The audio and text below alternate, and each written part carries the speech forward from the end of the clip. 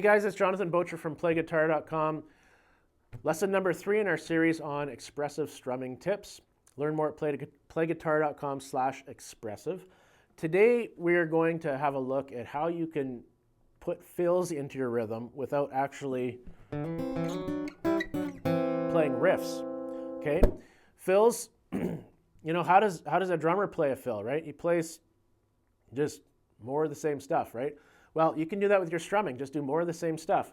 So you can do rhythmic fills. And side note, if you're working on getting to the point where you want to put in riffs into your playing, being able to put in rhythm fills in your strumming is a great first step because it gives you, it sets you up mentally to know where to put that riff, how to come out of it, and the rhythm of how you might do it, right? Like we're going to look at 16th notes here. And very likely if you were going to play a riff, like a riff, then it would often be in 16th notes because you might only have 2 quarter notes to work with. And so you play 16th notes because you get more notes in, right? Well, we can do that with strumming too. So we're going to use the same progression as we've been working with in the series. And if you didn't catch the first ones, it's A minor for a bar, C major for a bar, G major for a bar, and D major for a bar. Okay? We're going to use this kind of chugging strum.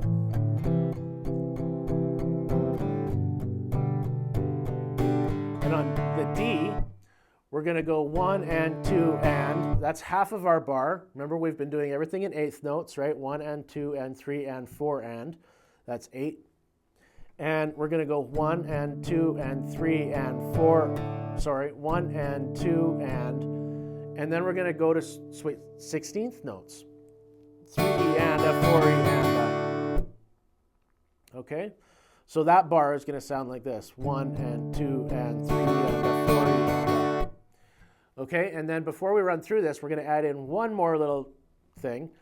Now, keep in mind, when we're talking about expressive strumming, what is expression? As you're listening to my voice is going up and down.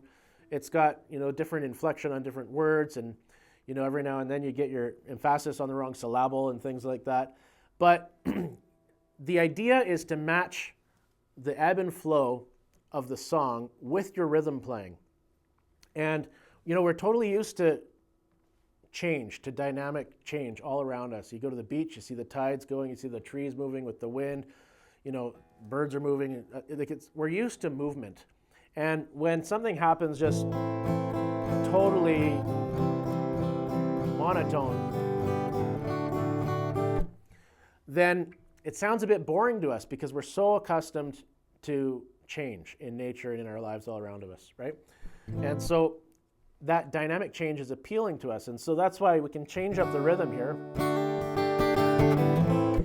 But we can also change up how we're playing that chord. And it just adds in a little extra bit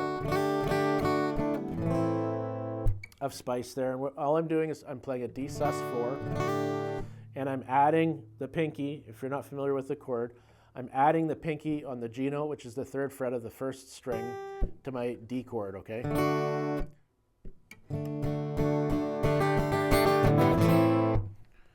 So we're going to add in that sus chord just as soon as we start playing those 16ths, okay? So it's going to sound like this, that last bar. 1 and 2 and 3 and a 4 and a. We're back to the A minor. So let's go through this and see what it sounds like. And what we're going to do is I'm just going to demonstrate for you going from like that stock starting point that we had. Then we're going to go to the chugging sound. Then we're going to go to that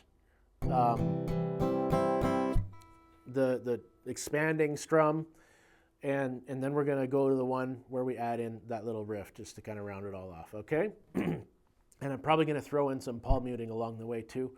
And just listen to how all these little techniques give us different ways to really change up the sound, all right?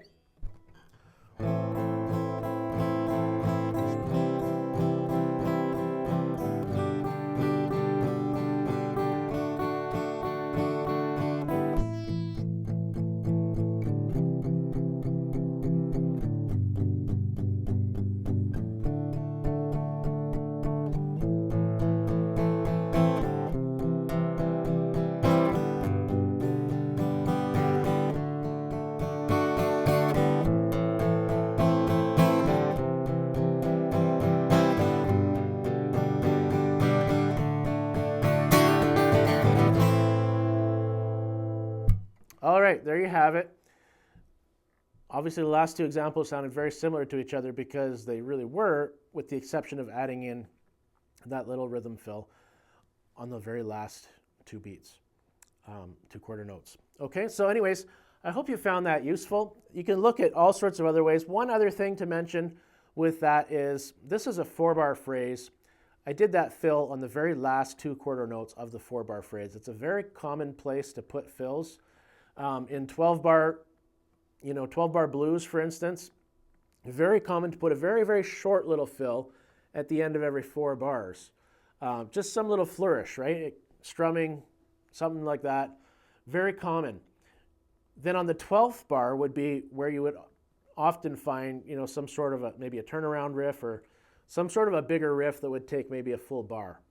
But along the way, you're not putting in these big fills every 4 bars or every bar. So don't think about it, think about it as like a highlight or an accent or something special. You got to have the not so special stuff in order to make something different special, right? So that's why you kind of let it come out in dribs and drabs, and then every 4 bars, drop in just some little flourish there, and then at the end of your 12 bars, that's where you can do your big one. So anyways, I hope you found that useful. You can learn more at PlayGuitar.com/expressive. Hope you're having a great day, and we'll see you again next time.